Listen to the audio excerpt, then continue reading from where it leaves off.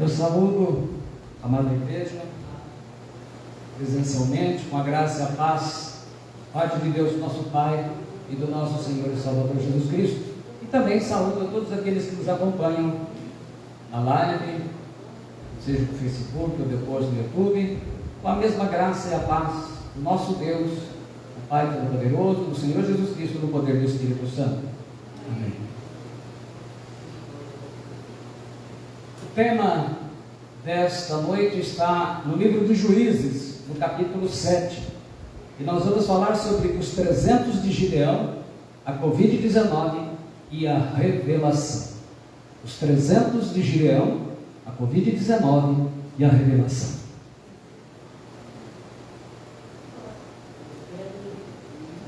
Juízes, no capítulo 7, uma palavra muito importante nesse momento. Depois de tudo que nós já ouvimos, Deus falando e as comparações com muitos eventos do Antigo Testamento. Diz assim, a palavra do Senhor. Então Jerubaal, que é Gideão, se levantou de madrugada, e todo o povo que com ele havia, e se acamparam junto à fonte de Arode, de maneira que tinha o arraial dos midianitas para o norte, no vale, perto do ponteiro de Moré. E disse o Senhor a Gideão: muito é o povo que está contigo, para eu dar aos midianitas em sua mão, a fim de que Israel não se glorie contra mim, dizendo: a minha mão me livrou. Agora, pois, apregou aos ouvidos do povo, dizendo: quem for medroso e tímido, volte e retire-se apressadamente das montanhas de Gileade.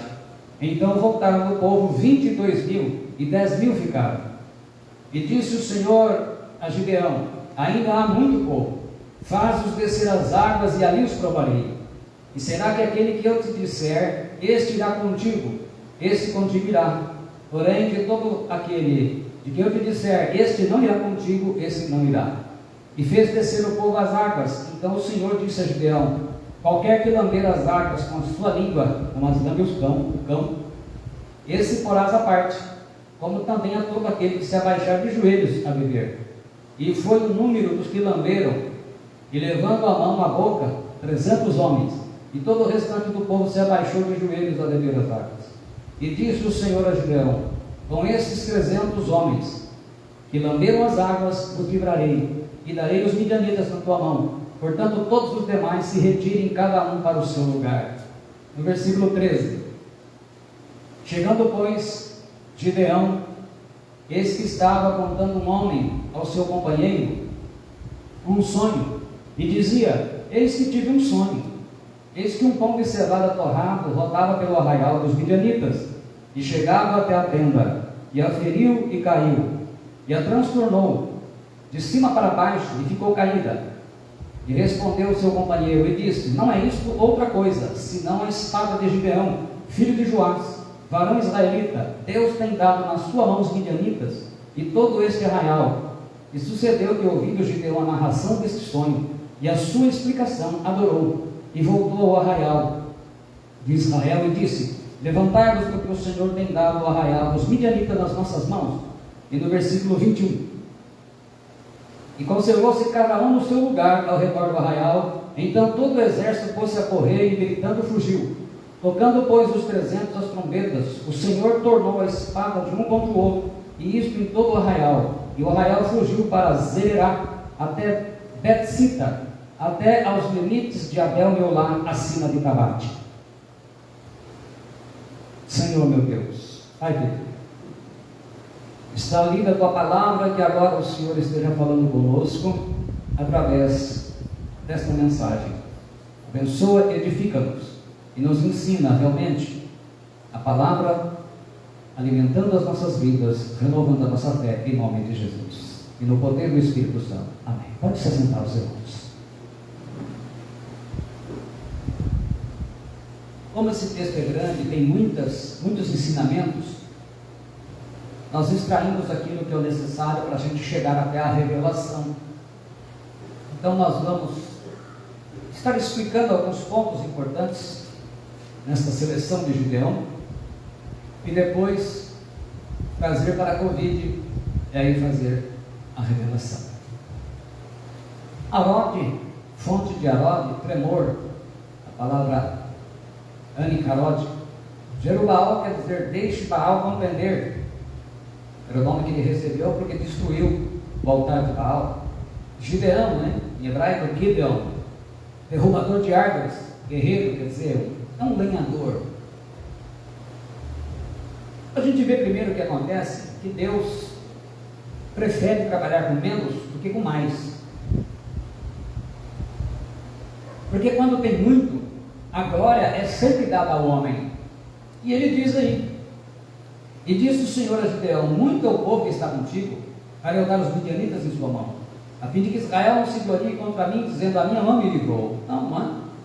As pessoas sempre exaltam a quantia de pessoas que tem na igreja. Nossa, a igreja tem 1.000, tem 10.000 pessoas, tem 20.000, e isso e aquilo. Então a glória, ela é dividida, ela é rateada, ela não é dada ao Senhor. Por quê? Olha-se a grandeza humana. Então Deus viu, ele ia dar a vitória a Israel, mas ele queria ensinar ao povo, ensinar a Gideão o quanto nós precisamos apenas aprender a depender dele.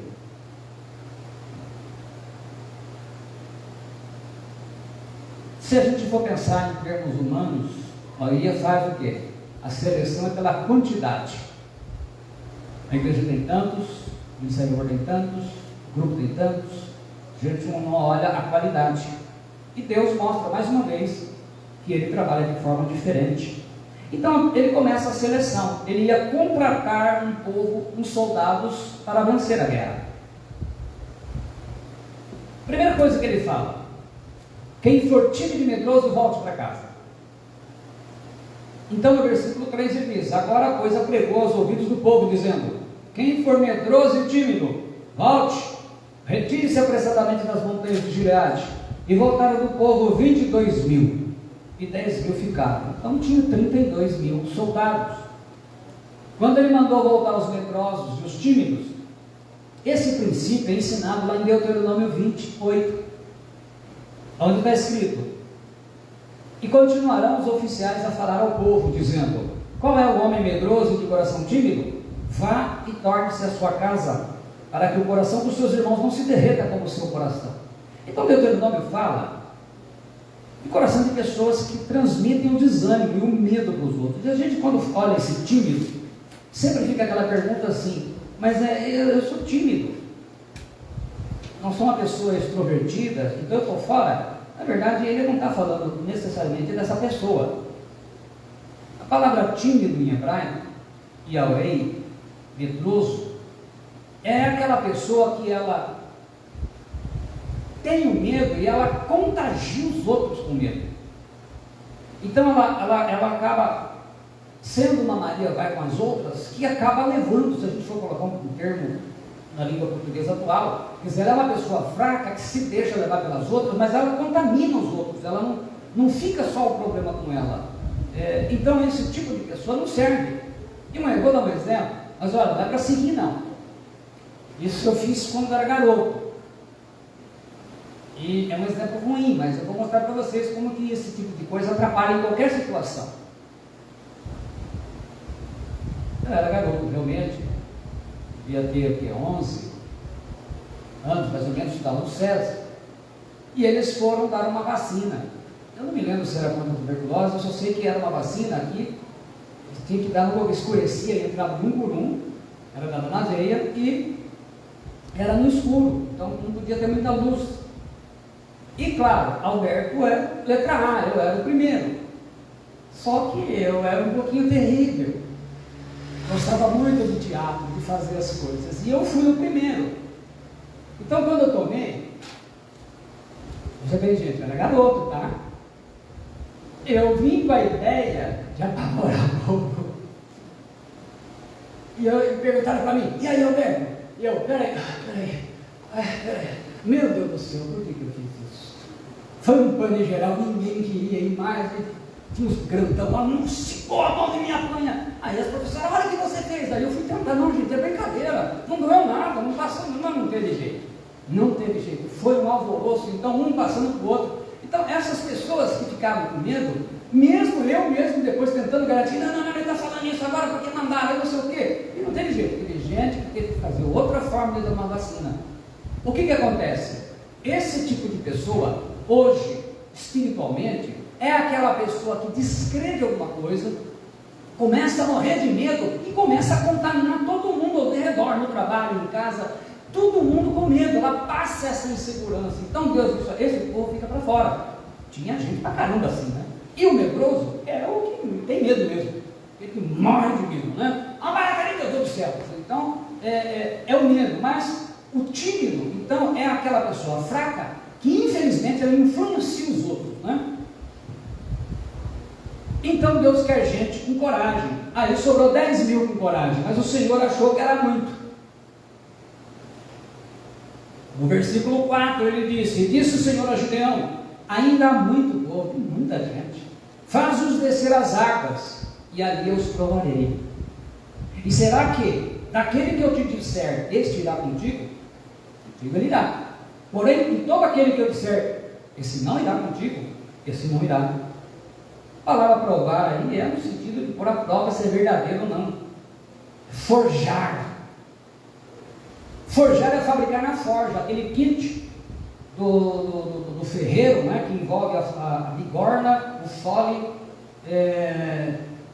e a fornalha. Então ele forja no fogo, batendo aquela bigornona, aquele martelão pesado de ferro. Então Deus mostra a necessidade de forjar a batalha, para a batalha. Venerar nos nossos dias seria. Muito bem. Aí ele fala assim, quem lamber a água com a língua, versos, não são 300, e quem abaixar. Então, quando chegou lá, tinha 10 mil, o que aconteceu? 9.700 fizeram que nem faz o cavalo. Dobra os joelhos e começou a beber água. 300 fizeram como faz o cachorro. Pega a água, volta e lambe, e põe com a língua, né? Põe para dentro, estava com a mão. O fato dessas pessoas, o que diferenciou? Foi o estado de prontidão, porque aquele que se ajoelhou, e muitas pessoas se ajoelham para muitas coisas, não para Deus, não para oração. Relaxou. Se aquilo é um ataque, morre todo mundo, porque não tinha ninguém em condição depois de se levantar. Os outros fizeram uma atitude de prontidão. Pegaram, já saíram, quer dizer, foi muito rápido. Então eles estavam atentos. A gente entende que todo mundo estava com sede. Mas a sede é um problema. Mas numa guerra não há espaço para a gente ficar perdendo tempo. Então eles mostraram que estavam prontos. Então o Senhor disse a Gideão, com esses 300 homens que lamberam as águas, nos livrarei, e darei os midianitas na tua mão. Portanto, todos os demais se retirem, cada um no seu lugar. Antes da gente explicar alguns detalhes interessantes aqui para a gente ver, então a gente observa o seguinte: a condição de Deus era, primeiramente, que os soldados fossem corajosos. Aqueles que estão fazendo a obra de Deus têm que ser corajosos. Os soldados deveriam suportar longos períodos de cansaço. O fato de se ajoelhar confortavelmente, quer dizer, já estava descansando. Mas eles estavam numa guerra. Numa guerra o inimigo não espera isso. Não dá, ó, tá bom, você está descansando, a gente não vai te atacar. Não acontece isso. Os soldados não deveriam reclamar de sede ou cansaço. Com certeza quem se relaxou para tomar água já estava reclamando, ó, nós estamos com sede, nós estamos com sede. Então quando começa muita reclamação, a gente perde a atenção daquilo que estamos envolvidos. Os soldados não poderiam ter sinais de preguiça ou de luxo, quer dizer, fazer exigência. Na guerra não é lugar para frescura. Ah, essa comida está fria, está sem sal, não tem suco, não tem isso, não tem água. Está numa guerra, meu Deus. A qualquer momento você pode ser morto. Os soldados deveriam ser rápidos e espertos para não ser pegos de surpresa pelo inimigo. E 9.700 não estavam. O soldado tem que pensar antes, muito bem, antes dessa interação de enfrentar o inimigo. Então se renda a ele. Soldados deveriam preferir o serviço de Deus do seu país, ao invés de procurar sombra e água fresca, esperando para ver como é que vai terminar a guerra. E aí teria que ter bem muita fé, porque quando eles imaginaram 300 só, de repente tinha 32 mil, 22 mil saíram, depois saíram 9.700, quando olharam só ficou mais. Aí deu uma olhada no exército dos midianitas, mas aí Deus, no 22 mostra, tocando pois os 300 buzinas, o Senhor tornou a espada de um contra o outro. Quer dizer, os 300 nem usaram espada, o Senhor destruiu o exército do inimigo, fazendo com que eles mesmos fizessem a maior confusão entre eles. É interessante que antes de partir para a batalha, o Gideão ainda estava em dúvida. Fomos, eu vou, não vou, ele estava ainda com certo receio. Então Deus concede um sonho. Então ele viu um homem contando um sonho lá, que ele tinha um pão de cevada, né? Rodava pelo arraial dos midianitas, chegava à tenda e feriu e caiu, e transtornou de cima para baixo. E aí alguém com discernimento já entendeu. O pão de cevada é símbolo do quê? A cevada era um grão inferior, que era símbolo do povo de Israel, que havia sido roubado. As terras produtivas de Israel haviam sido roubadas, então agora precisava ser retomada dos midianitas. E Deus iria fazer isso com um grupo pequeno. Então eles entenderam isso, a inferioridade do grão, a inferioridade do número do exército. A tenda representa os midianitas, porque eles moravam em tendas, e eles eram os opressores de Israel. Por que será que os 31.700 soldados dispensados por Deus, sabendo que o exército dos midianitas tinha 135 mil soldados, escrito lá em 8:10 de Juízes, vocês imaginam que eles têm 135 mil, nós tínhamos 32 mil, um número grande nosso, nós éramos inferior, agora Deus mandou dispensar tudo isso, 31.700, ficou só 300. O que será que passou na cabeça deles? Mas muitas vezes as pessoas estão com tanto medo que elas preferem não se arriscar. Dá uma olhada na Covid. Quantas pessoas ainda estão morrendo de medo de estar se congregando? Adorou, caiu prostrado, e caiu prostrado humildemente no chão, orando e prestando reverência a Deus. Mas havia uma promessa. Em Deuteronômio 32:30 ele diz: como poderia ser que um só perseguisse 1.000 e 2.000 fugir de 10.000? Se a sua rocha os não venderam e o Senhor não os entregara, um venceria 1.000 e 2 venceriam 10.000. Portanto, o exército de Gideão poderia vencer de 300.000 a 1.500.000. E eles acreditaram nisso e venceram. Então eles tinham um grupo pequeno, que todos tinham a mesma visão, a mesma fé e a mesma confiança em Deus. Então, às vezes, o grupo menor, mas que confia no poder de Deus, ele é muito mais eficiente do que um grupo grande, aonde não existe. Muito bem. Qual é a revelação de tudo isso? Olhando a Covid. Nós vamos para o Novo Testamento e nós vemos lá em 2 Timóteo 2:3, a corrigida fiel traduz: tu, pois, sofre as aflições como bom soldado de Jesus Cristo. A atualizada traduz: participa dos meus sofrimentos como bom soldado de Jesus Cristo.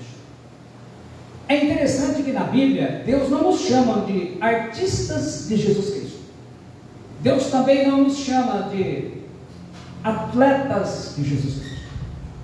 Deus não nos chama de cantores de Jesus Cristo. Deus nos chama de soldados de Jesus Cristo.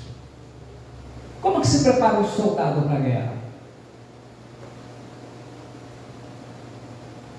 Fazendo churrasco, jogando baralho. O soldado faz treinamento de guerra, sem frescura, sem mimimi. Os exercícios de guerra tem que fazer tudo: rastejar na lama, perguntar dentro de pântanos, muitos casos de treinamento, atravessar túneis de gás lacrimogêneo e até caçar o próprio alimento. Treinamento com armas, explosão de granadas, tudo. Eu me lembro que no primeiro dia em que a minha turma foi servir o exército, Todo mundo sabia que o sargento dava um tiro de festim na sala. Então, ficava todo... O sargento chegou, ia lá, a turma ficava assim. Aí o sargento descansava, um momentinho de descanso, assim colocava todo mundo de novo. Começava o sargento de novo, pegava a arma e mostrava todo mundo para lá. E isso foi muitas vezes. Então, aquele foi o dia, finalzinho da tarde, estava todo mundo cansado já. O sargento deu mais uns minutos, trouxe todo mundo. Chegando falando, o pessoal relaxou, deu aquela folgada. O sargento chegou e não, mas teve de colega que caiu da cadeira, falou aquele apavoramento, e ele disse: soldado tem que estar atento o tempo todo. Treinamento de soldado é constante. Ele tem que aprender a todo instante estar de olho, porque ele não sabe a que momento o inimigo vai atacar e como o inimigo vai atacar. É muito interessante que a palavra Islã, dos islamismos, dos muçulmanos, significa submisso a Allah. Nós cristãos, o cristianismo vem do judaísmo, que vem de Israel. Israel significa o homem que luta com Deus e prevalece. Ish, homem, Ra, que briga, El, com Deus. Veja bem, se a gente fosse pensar, você falar, o que você é? Eu sou um submisso a Allah, ou submisso a Deus, como eles dizem. E você? Eu sou um homem que briga e luta com Deus. É mais bonitinho falar submisso, né?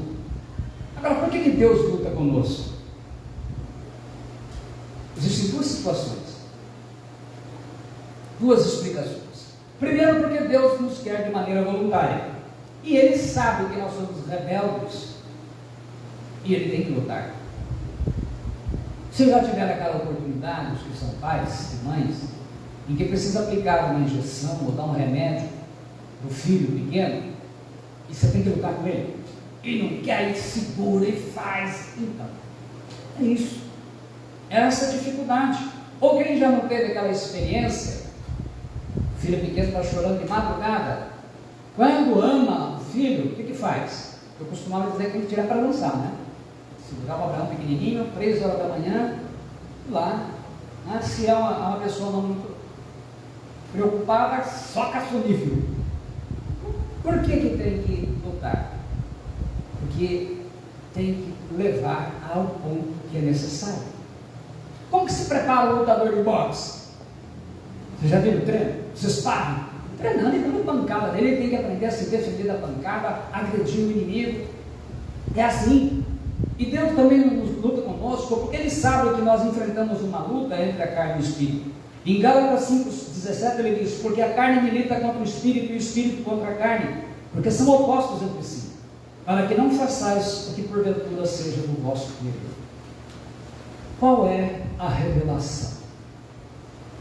Antes de eu dar ela, eu vou perguntar, fazer umas perguntas, e eu quero que você vá respondendo entre você e Deus.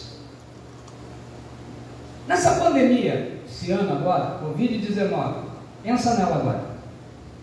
Você tem passado por um período de muita luta e muito sofrimento. E hora que você parece que nem vai conseguir concluir. Várias áreas estão sendo submetidas a provas. Financeira, casamento, quem é casado, amorosa, que não é, finanças, no trabalho, até mesmo na família, aquela batalha, que tem hora que parece, meu Deus do céu, eu vejo pessoas que não são tão firmes do Senhor, quando parece que a pandemia melhorou, eu estou numa prova danada, você até entra em luta, meu Deus do céu, será que a coisa está tão feia do meu lado assim? As aflições nesse tempo têm sido duras, você poderia dizer que está recebendo pancada sobre pancada, mas você está firme ainda, permanecendo, fiel nos dias, nas orações, congregando.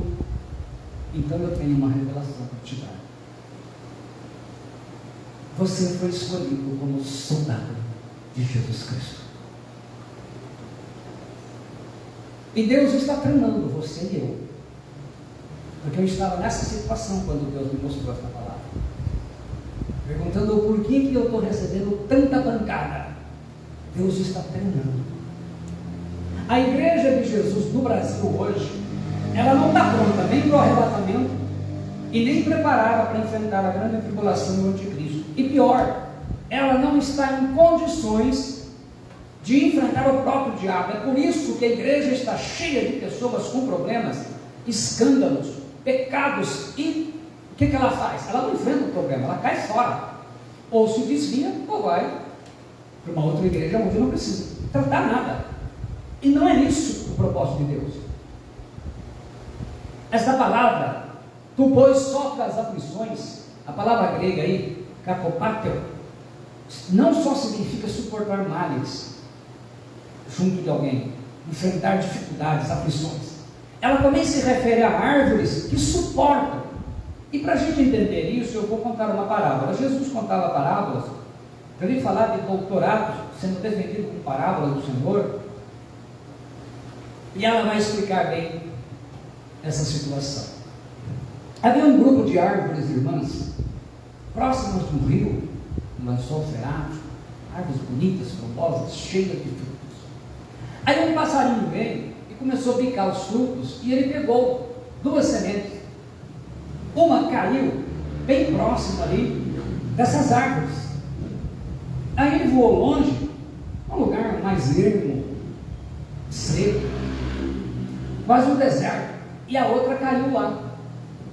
Essas 2 irmãs. Então as 2 começaram a vingar, a crescer. Aquela que estava perto das outras árvores, então ela estava protegida, ela cresceu frondosa, tinha água, o lençol freático era perto da raiz, então ela tinha água à vontade, quase na superfície, protegida pelas outras, ela estava bem guardada. Já a outra, coitada, tinha que esticar a raiz para poder pegar um pouco d'água, naquele sol, sozinha. E para ajudar, passou um tropel lá, a cavalo, passou em cima dela, ela quase morreu. E ela foi obrigada a crescer cheia de cicatrizes, as do tropel de cavalos, meia torta. Então, enquanto uma crescia cheia de cicatrizes, torta, muita dificuldade, mas ela estava crescendo lá. A outra estava frondosa, bonita, protegida pelas árvores. Até que apareceu lá um Gideão, apareceu um lenhador, precisando de árvores. O que ele fez? Ele cortou todas aquelas árvores que protegiam esta irmãzinha frondosa. E ficou uma coisa interessante, porque agora, essa árvore que cresceu no lugar frondoso, ela conseguia ver a outra irmã que estava lá no lugar ermo, uma vendo a outra. Então, olhando para ela, ela estava bonita, frondosa. A outra estava crescendo meia torta, cheia de cicatrizes. E aí então, armou-se uma terrível tempestade. Raios, trovões, ventos fortes, chuva ácida. Para aquela árvore que estava lá, nada, nenhuma novidade. Veio a pancada e ela estava lá. Para ela foi uma brisa, ela já estava acostumada. Infelizmente, a árvore frondosa e bonita foi derrubada na primeira ventania. É isso que tem acontecido na igreja. O primeiro vento de tempestade que vem tem derrubado e tirado muitas pessoas da casa de Deus. Então aqueles que estão sendo aí, recebendo pancadas, estão dizendo assim: eu não aguento mais, está difícil. Meu irmão, minha irmã, não se desespera não. Você é um soldado, você está sendo treinado, Deus está preparando você. Então não pense em abrir mão. Esta é uma palavra de Deus, é uma palavra que Deus vem trazer nesse tempo. Esse tempo de pandemia, ele não só veio para mostrar juízo à impiedade, ao pecado, ele não só veio revelar as coisas erradas, a corrupção, mas ele também é um tempo em que Deus tem trabalhado com aqueles que, de fato, como Gideão, ele olhou o coração e viu. Mas nós temos que ser tratados, nós temos que ser treinados. Então, todas as lutas que você tem enfrentado na sua vida, na parte financeira, no trabalho, em casa, em cada área, com tudo que você tem passado, em coisas que você tem buscado na presença de Deus e ainda não obteve, mas tem sido, vamos dizer, pancada sobre pancada. Ora, Deus conhece a vida melhor do que eu e você, do que qualquer homem. Ele deslocou a coxa de Jacó. Ele quis matar Moisés. Mas não matou, porque ele estava treinando. Lá na China, a igreja lá só tem soldados. É uma igreja que passa por perseguição, mas é uma igreja que cresce. É uma igreja que não tem mordomia. Ela não tem opção alternativa. Como eu já falei, lá não tem internet à disposição, não tem templos, não tem salões, mas mesmo na perseguição eles conseguem dar mais frutos em termos de almas salvas do que aqui no Brasil, que nós temos todo luxo e conforto, porque lá tem soldados, nós aqui somos artistas, nós fazemos espetáculo, a nossa adoração é um show. Então Deus está fazendo esta seleção, e você, não é que a gente é masoquista, dizer, olha, não, glorifique a Deus no seu sofrimento, porque você está sendo trabalhado. E aí no livro de Juízes 21 diz assim: e permaneceu cada um no seu lugar ao redor do arraial. Permaneceu no seu lugar, permaneça no seu lugar, fiel às coisas que você aprendeu, não abra mão, suporta as aflições como bom soldado de Jesus Cristo. Eu estou falando soldado, as irmãs da palavra, mas e nós? Não, é que a palavra, as forças armadas e a polícia militar, elas não feminizam os nomes, porque existem nomes, hierarquia, patentes, que não ficaria bem, capa, tenenta. Então lá, mesmo eu me referindo às mulheres, soldado, soldado Helena, soldado Maria, soldado Vanessa, sargento, cabo, correto? Major, capitão. Então é sempre usando o masculino, no caso da situação assim. Então quando ele fala soldado de Jesus Cristo, homens e mulheres que ele preparou e treinou, e eu estava lá meditando nessa palavra, falando, Senhor, aí Deus me lembrou de algo.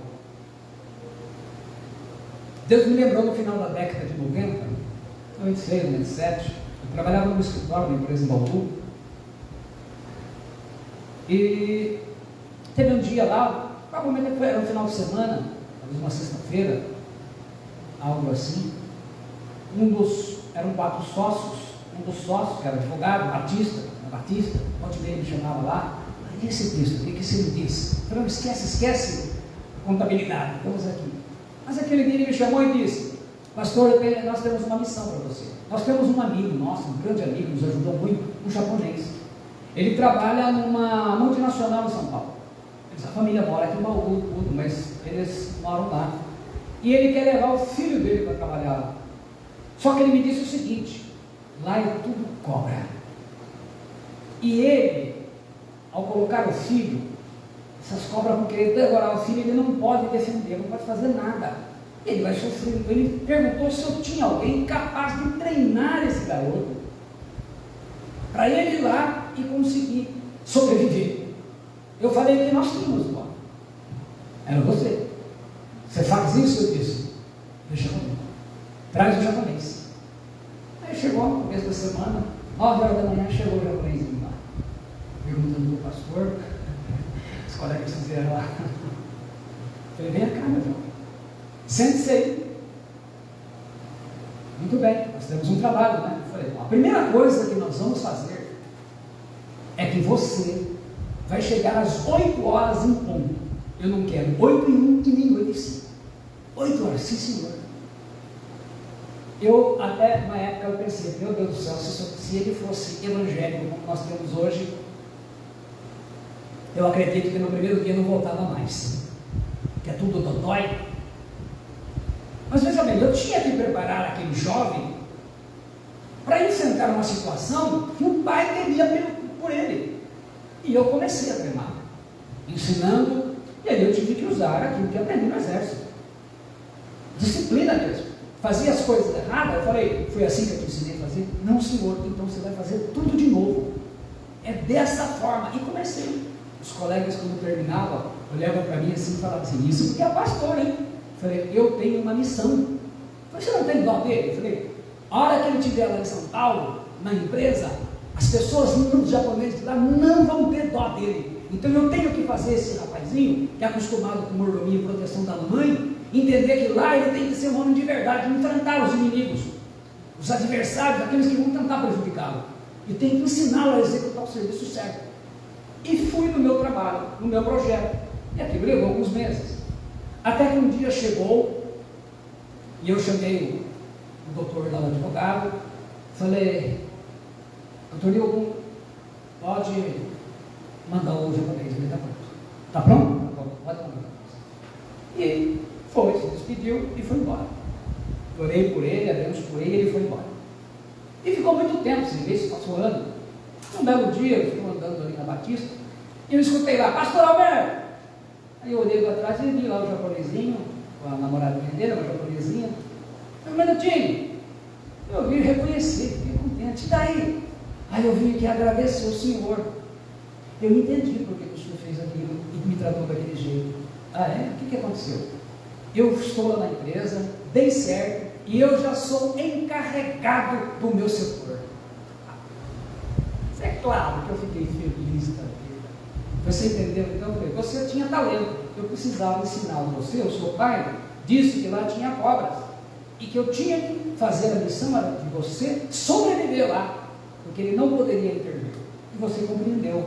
Então Deus me mostrou que a forma com que eu tratei aquele menino não era porque eu não gostava dele, ou porque eu queria o mal dele, mas porque eu queria o bem dele. E o resultado foi que ele foi abençoado, não só ele na função normal em que ele entrou, mas ele foi promovido, quer dizer que ele foi muito bem treinado. E é isso que Deus nos fala. Hoje você está sendo treinado porque Deus tem coisa melhor. Deus tem algo melhor para usar você. Então hoje o teste, a dor, a prova, o que você está fazendo? Ele diz, suporta as aflições como bom soldado de quem? De Jesus Cristo. A Bíblia diz que nós somos soldados, e soldados sabem que ele foi chamado para guerra, e guerra contra um inimigo que não tem misericórdia como o diabo. Aleluia.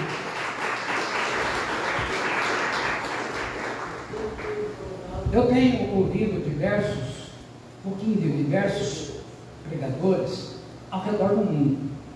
Existe uma unanimidade, uma coisa interessante. Todos estão assim. O evento da Covid, ela parou o mundo. Então chama a atenção que algo realmente se prepara para acontecer. A comparação que se tem feito é que o mundo hoje, do jeito que está, olhando a igreja, olhando os ímpios. Imagina um paciente que ele tem graves problemas cardíacos, tem problema do coração muito grave. O primeiro sintoma que está, por exemplo, gases, dores no peito, o que você faz? Quem é da família? Coloca remédio embaixo da língua e sai correndo para o hospital. Não dá para esperar. Por quê? Se a gente não se mover, ele pode morrer. Então, hoje, o mundo é esse paciente. Então a gente não sabe que hora que pode vir, que hora que não pode vir. É um infarto escatológico que foi dado no planeta. E nós vimos que agora as coisas estão mudando. O presidente dos Estados Unidos, que entrou, ele é flexível e provavelmente Israel vai ter problemas. Então o que nós vamos ver? A pandemia mostrou que quando as nações querem e quando quiserem, elas poderão manipular o controle das pessoas. Então entenda que esse evento, ele fez uma divisão.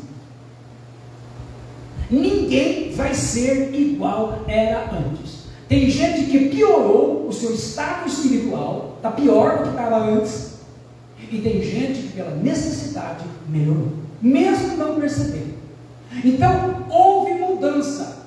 E essa mudança, independentemente, estava vendo que mesmo pregadores que creem que a igreja passa pela grande tribulação, estão certos de uma coisa: esse evento, ele dividiu e tirou bastante aquele que ficava no meio termo. Nós fomos chamados com um propósito e muitos perderam a vocação, perderam o sentido e têm brincado com a própria salvação, têm brincado com sua vida espiritual. Então a gente pergunta: nós estamos sendo forjados por uma batalha, porque o diabo, mesmo não sabendo quando Jesus volta, ele sabe que ele precisa contaminar o máximo possível a mente e o coração das pessoas para o mal, e isso especialmente aqueles que estão dentro das igrejas.